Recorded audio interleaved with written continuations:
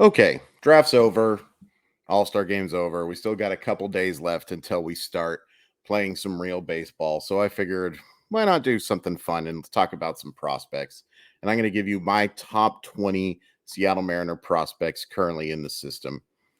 A notable omission here is I'm omitting Brian Wu. He still technically counts as a prospect. He'd rank near the top, but is he a prospect really at this point? Not kind of. This is the ultimate debate. There's more development left with him, yes. But when you're an established part of a rotation, are you really a prospect? In my eye, no. But if you were wondering where he'd rank, he'd probably rank something like third in the system, maybe second. You could make that debate. He's been really good. Okay, so I'm going to do these by tiers and I'll go backwards. At number 20, and this is tier 5. Okay. And if you were doing the prospect grade thing, you're talking about these guys being probably 45 grade, maybe 40 organizational players, but have a chance to do something more. And of course, a lot of these guys are going to rank up. And by the way, I am including players that were drafted in the 2023 draft. I assume they're going to get all these guys done. There's, always a chance that won't happen, but I'm going to play the optimistic card, as I always do on this channel. Anybody who suggests otherwise is lying. But yeah, I'm going to include those guys in the system. And we'll start at number 20 as a guy they drafted in the 4th round is Aiden Smith. I think he has a really good chance based on what I've watched to hit for average. He's a good athlete. Some question marks about how much power is going to come from him. A long way to go. I thought he was close to a top 75 prospect in this draft. I thought he was a really nice get at number 20. All these guys, by the way, in tier 5 are in the outfield. At number 19, I have Zach Deloach. And number 18, I have Cade Marlowe. Marlowe's the better defender, has a better chance to make an impact with the glove and on the bases. I think Deloach is the better offensive player. It wouldn't be a shock to me if either one of these guys get a shot to play this year. It's going to take the Mariners eating AJ Pollock's contract in order for either one to get a chance. And maybe they go to Taylor Trammell first again, which I don't have a problem with. I still believe in Taylor Trammell. I cannot give up on him. I can't. I don't want to. How about that for a reason? I have Marlowe slightly ahead just because I think he has a little higher floor. Deloach has a little bit higher ceiling, perhaps pretty equal, I suppose. It's just easier for me to see Marlowe making a major league impact a little bit quicker here. Okay, tier 4. Number 17, I have Prelander Baroa. It would have been cool if Baroa would have been given more of a chance to start, but I totally get making the move to relief. Electric stuff. He's looked really good there, by the way. ERA has gone down substantially since he was moved into the bullpen. Let's just take a look at his stats right now. Keep in mind, at one point, ERA was like 5.8. That's down to 3. He struck out 68 batters in 45 innings, allowed just 1 home run, which is great to see. 31 walks, not great. The command is always going to be the biggest issue with Baroa because his stuff is electric. You're talking about a fastball that in short spurts, 70 fastball, 60 slider, above average change. It's just a matter of throwing in enough for strikes. I think he could be a multi-inning guy, but I don't think he has the stuff he doesn't have the command to start. Stuff-wise, I think he might be the best pitcher in the Mariner system. But if we're talking about just pure ability, he can't start, folks. He can't. And the Mariners realize that. We could see him help the bullpen this year, I think. If not, he'll definitely help it next year, assuming he's not involved in a trade. I imagine he will have some interest on the trade market just because of just electric stuff. But you're definitely talking about a reliever at this point. Number 16, Alberto Rodriguez, who has been kind of quietly one of the best performers in the system, average over 340 at this point. By the way, I am absolutely looking at notes at this point. This is not off the top of the head. You'll see me typing. I'm typing right now just to pull up my Alberto Rodriguez notes. And I wanted to make sure I got those stats right. Now, he's not hitting 340. There's another guy who's hitting 340 that we'll talk about in a little bit. But 306, 393, 580 with Everett so far, 11 homers. He's also stolen 3 bases, which is not a whole heck of a lot. And that's one of the reasons why he ranks a little lower here. He's not a great athlete. He is not a great defensive player. He doesn't have a tool that projects plus, but he makes the most of everything. A left-handed hitter, got him in the Taiwan Walker trade. Yes, Taiwan Walker trade. I think he's got a good chance to be a starting outfielder someday. Probably more of a bench bat, but this is a nice guy to have as your 16th best prospect in the system, in my personal opinion. A lot of guys, this would be in bad systems. You're talking about top dozen, and that's a little scarier because of the volatility that comes without a plus tool. But I like his skill set a lot. I don't know if we're talking about a fast track guy either. Mariners are probably going to go station to station with this guy. There's time though. He's going to turn 23 in October, which is another reason I think that we drop him down a little bit. A little old for the level, but not a disaster by any stretch of the imagination or a complete death sentence to be 22 in high A. Far from it. Number 15, Teddy McGraw. Like we talked about it on the draft recap episode, which please go check that out. He's got a chance to be a really good one. He's also got a chance to flame out. Let's just be honest. There's more volatility in his profile, I think, than any prospect that they drafted, in part because of the fact that he's had Tommy John surgery twice. It's one thing to have it once. That second time, that's scary, especially for somebody his age. But when he's healthy, he shows 3+ pitches. He's up to 98 miles per hour with his fastball. A good slider, a really good change as well. Command needs a lot of work, and that's another scary thing is that you talking about all this missed time off for a guy who doesn't throw a ton of strikes anyway. 5.8 walks per 9 innings while he was with the Demon Deacons is not great. Not great whatsoever. But the stuff's there.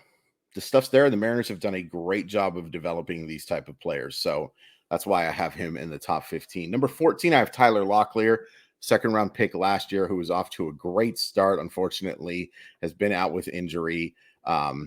In Everett, the exit velocities that he posted while he was at VCU have really carried over. He can hit. He can flat out hit.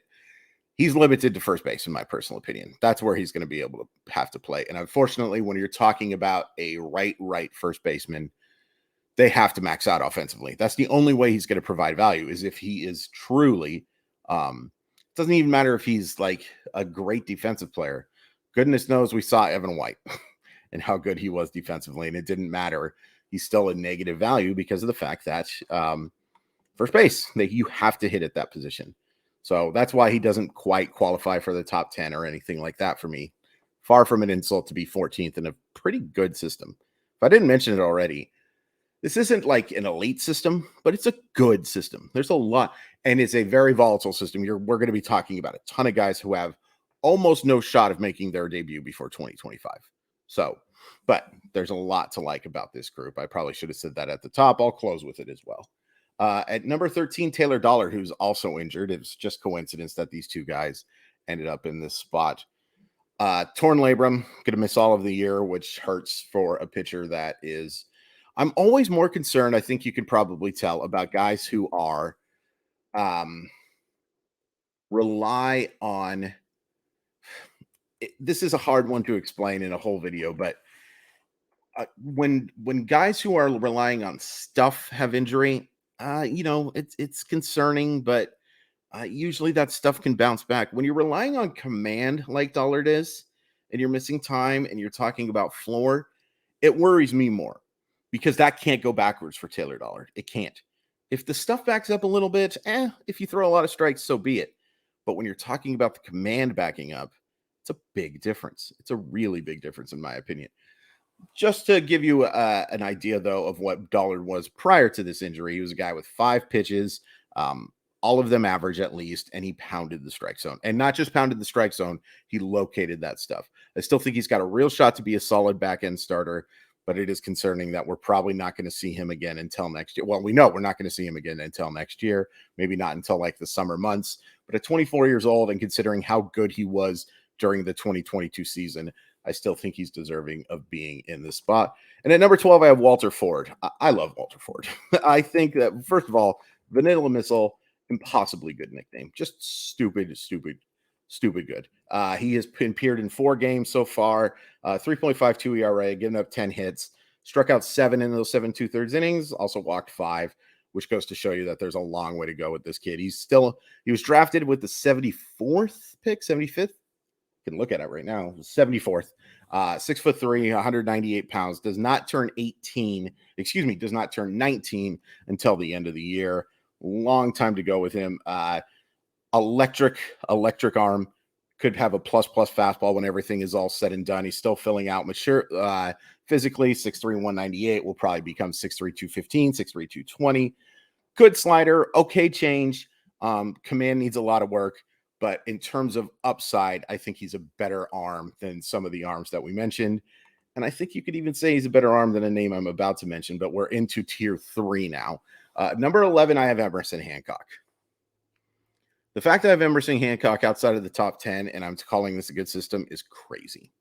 You would have thought that maybe they made some sort of massive trade or something like that. When you see Hancock at his best, he belongs in the top 5, if not the top 3. But there's just been so little consistency. And I'll be honest with you. This could be a little bit of recency bias. His last start was a disaster. 1 2/3 innings of 9-run baseball. Yuck. And he's not a spring chicken anymore, and he's not in AAA yet. It's not like he's like a 27-year-old or something like that. He's still 24. He just turned 24 in May. This was the 6th overall pick. He still shows a good slider. He still shows a good change at times. I mean, I thought this guy was the best prospect in the class coming into his year in 2020. And he got usurped by guys. Like, it wasn't that he was bad. It was that some other guys, pitched better. And I'm not giving up on Hancock, but I'm kind of giving up on Hancock ever reaching the ceiling that he once showed. Like, at first, when he was at Georgia, especially after his sophomore year, you thought, okay, this guy's a future ace. I don't think he's ever reaching that now. I just don't. And that's disappointing, but I can still see him being a backing guy. And I could also see that if you move him to relief and you put him max effort, we saw what he did in the Futures game last year as a reliever. It was just a one appearance, sure. But when he's going max effort, he can do a lot of good things. I mean, he's up to 98 with his fastball with some life on it. And then you add that slider and that change. Could be a quality higher leverage reliever. Pretty disappointing that the 6th overall pick is probably not going to be more than a back end starter, though, at his best. And number 10, Johnny Farmelo, who they drafted with the 30th pick, 29th pick, because they took 30th. So we'll talk about him in just a sec. If Farmelo was a couple years younger or even a year younger, we're probably talking about him being in the top 5. Excellent athlete, good feel for the barrel. There should be some power that comes. That's the biggest question mark. But the fact that he's already going to be 19 very soon hurts him. There's no denying that. There is a track record of players drafted above the age of 18 in high school drafts not necessarily reaching their max potential.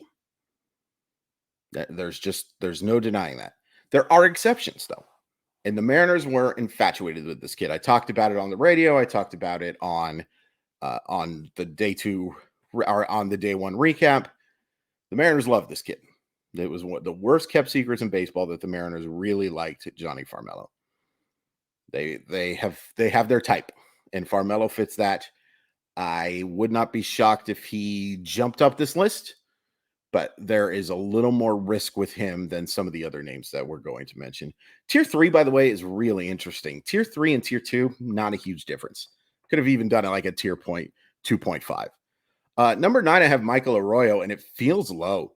He's been excellent this year. Now, has not played since the end of June. That is a concern, just because, injuries are a bad thing. But he absolutely dominated in the lower levels. And then when he came up to Modesto, he was hitting 320, 424, 600 in 12 games, 50 at bats. That's not a whole heck of a lot. But here's his numbers in his 4 games with the rookie league, by the way. 636, 692, 909. And that's after hitting 314, 457, 484 in the Dominican Summer League last year. I'm probably too low on this guy.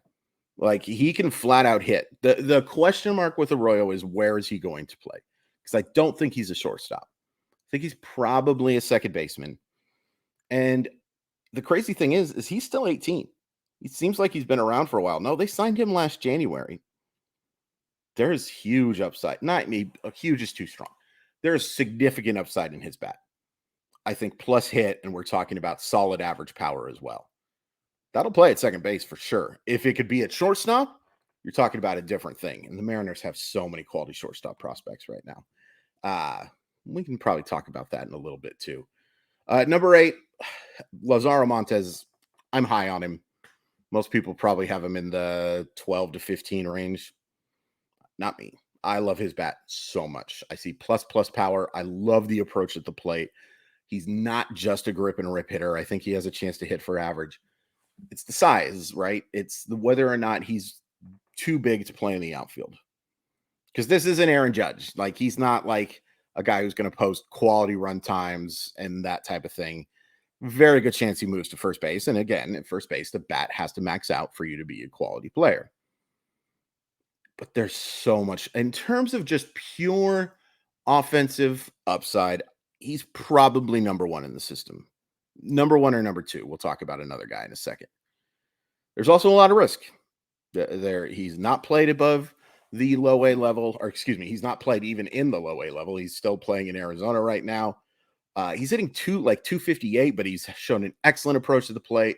He's hit a couple of homers. If you just get a chance to watch this guy take batting practice, you'll know what I'm talking about.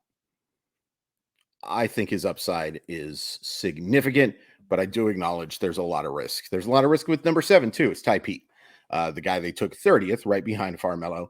I think he has the most upside of anyone they took in the draft by a considerable margin. Like, I see 4+ tools potentially in the power, the run, the speed, and the arm. The question marks with Pete are: 1, he's young. Number 2, really young. And that's a benefit for him too. He's still 17. But there's a lot of work to be done. There's long levers in that swing. I think that hitting for average is going to be a hard thing for him to do without some significant swing changes. And here's another thing I just want to point out real quick with all of these guys. Their profiles can change so much. The Mariners are going to look at some of these guys and say, okay, you project him as this. We're going to change a lot. And sometimes it works and sometimes it doesn't. But this is how guys like, no, it's not exactly like this, but it's a similar thing.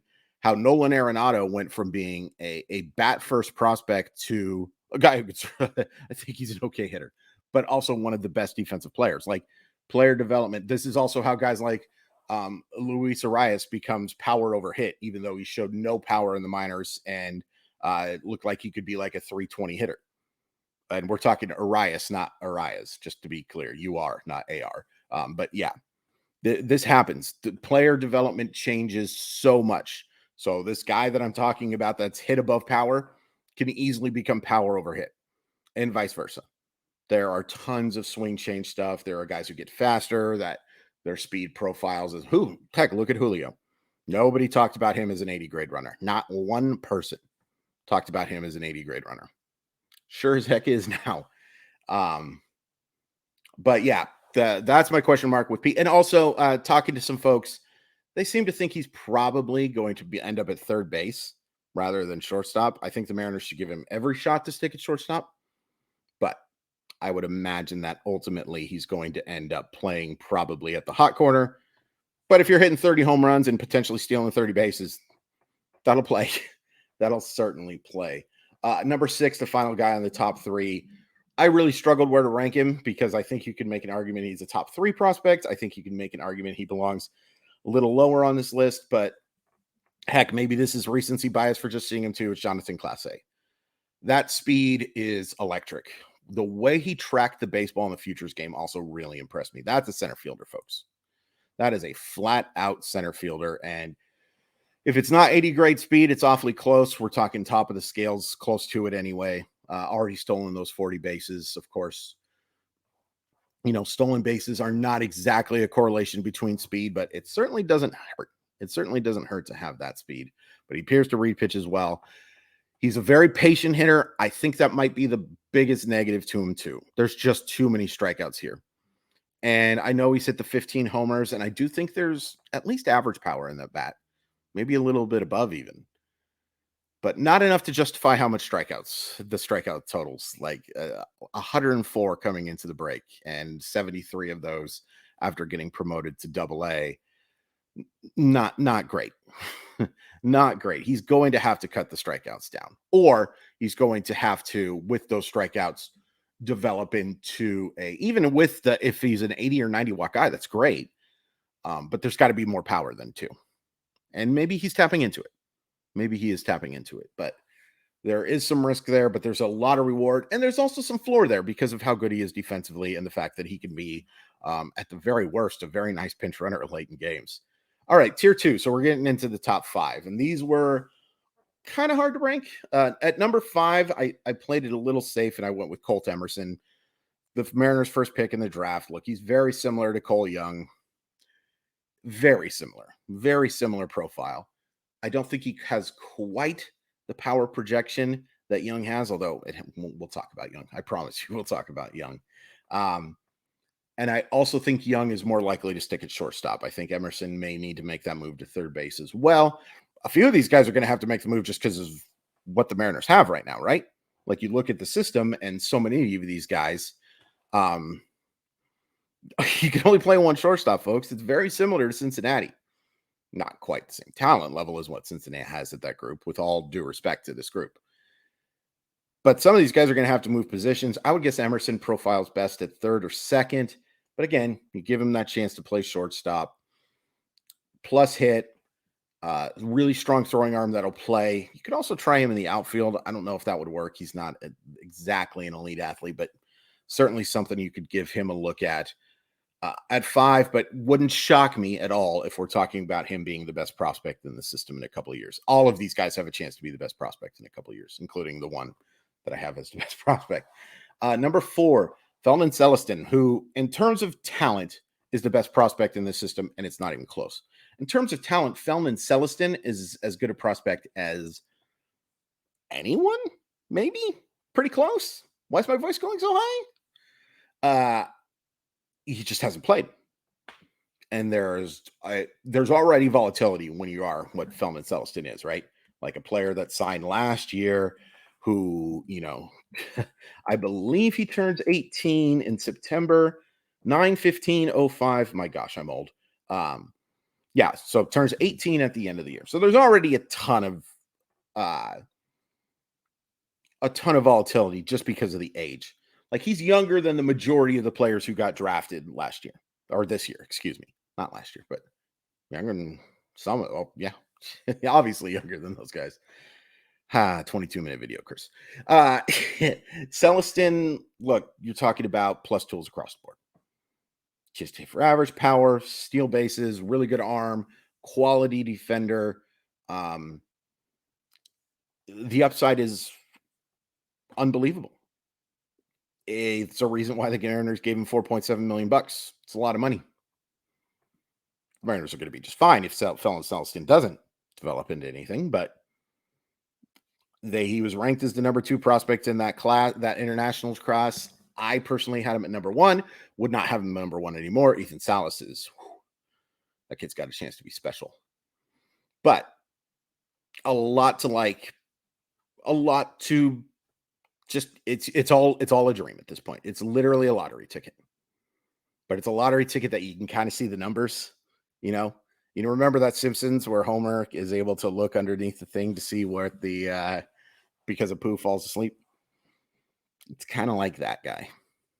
It would not shock me even a smidgen if he ended up being a superstar, but there's a long way to go. And I have Gabriel Gonzalez ahead of him because Gabriel Gonzalez is playing right now. And oh boy, is he ever playing.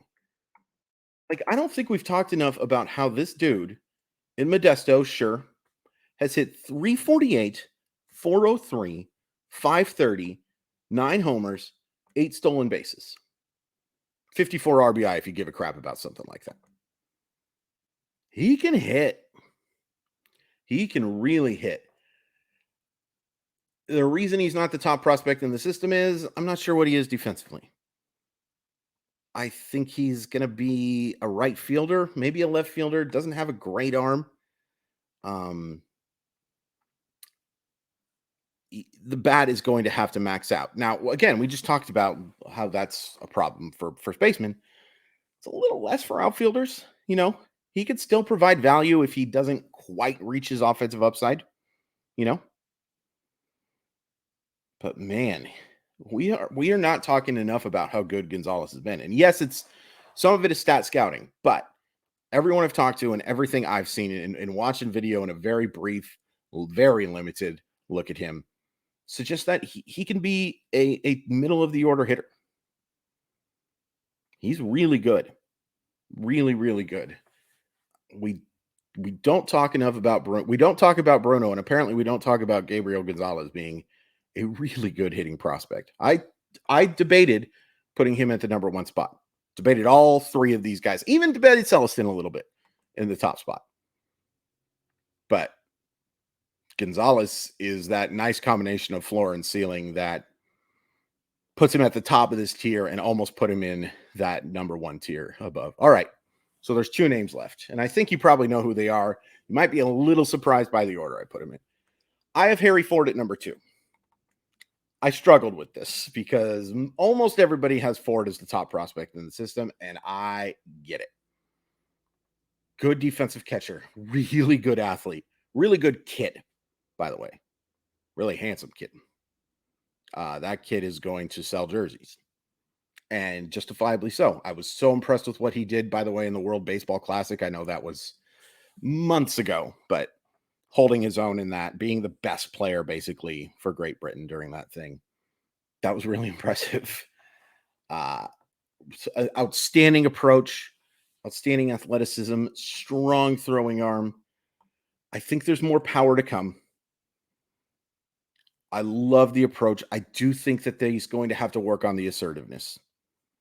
And I also don't think he's a catcher. And it's not because I don't think he can catch. It's because I think there's too much athleticism to leave him behind the plate, right? And with the Mariners having a pretty good catching system right now, or catching group, whatever you want to call it, I just don't see him as the starting catcher. I think he's more of a second baseman or outfielder, and I think he can be really good in those spots. But I just have a hard time believing Harry Ford is a catcher. You don't see it very often. There are exceptions. Chichi Real Muto, those type of guys. But there's reasons why guys like Craig Biggio make that move behind the plate, from behind the plate. Maybe he's Endy Rodriguez, who I think is a very similar prospect. Maybe Rodriguez with a little more offensive upside. But I like Harry Ford a lot. A lot. But the reason he's not number 1 on my list is because I don't think he's a catcher, and I think this guy is a shortstop. I think Cole Young is a shortstop, and I think Cole Young is the best prospect in the system. Now, his numbers in Modesto aren't great. They're not bad by any means. 267, 396, 429, 7 homers, 17 stolen bases. But I just see a chance for plus tools everywhere here. Now, Celestin, I mentioned he said plus tools across the board. We could be talking about some double plus. I don't see anything double plus for Cole Young, but I don't see anything he's not going to be at least average in. I think he's going to hit for average. Speaking of average, I think he's going to steal bases. I think he has a really good throwing arm. I think he's going to be a shortstop. I love the swing. I love the approach at the plate. It's assertive, more so than Young. Young, I think, can be a little passive. Works maybe a little bit too hard on drawing that walk. And again, walks are great. But I like Cole Young's ability to hit for average combined with the walk. And the fact that he doesn't have a ton of swing and miss. He is walking more than he's striking out. How many first-round picks can you say are doing that? Not many. Not many at all. I think he has the best combination of floor and ceiling in the system. And that's why I have him as the number 1 prospect. But it's really close. You can make an argument for all top 5 players in the system to be the best prospect. You really could. Very easily. But I go with Young at 1 and Ford at 2. So yeah, those are my top 20. Lots of other prospects that we could have talked about as well. And And again, we leave Wu off because I just don't think of him as a prospect anymore. But he'd probably be 3, right behind Young and Ford, or maybe he'd be 2, right? A sandwich. It doesn't matter. I'm not going to argue about something that I'm not doing. Agreeing? Disagreeing? Have any questions about any prospects I didn't mention? Please leave it in the comment. Please hit like. Please hit subscribe. Follow me on Twitter at Crawford_MILB. Tomorrow I'll do a video just going over the first half and giving out some grades and MVPs, LVPs, all that good stuff. Yeah, prospect talk. Can never get rid of it.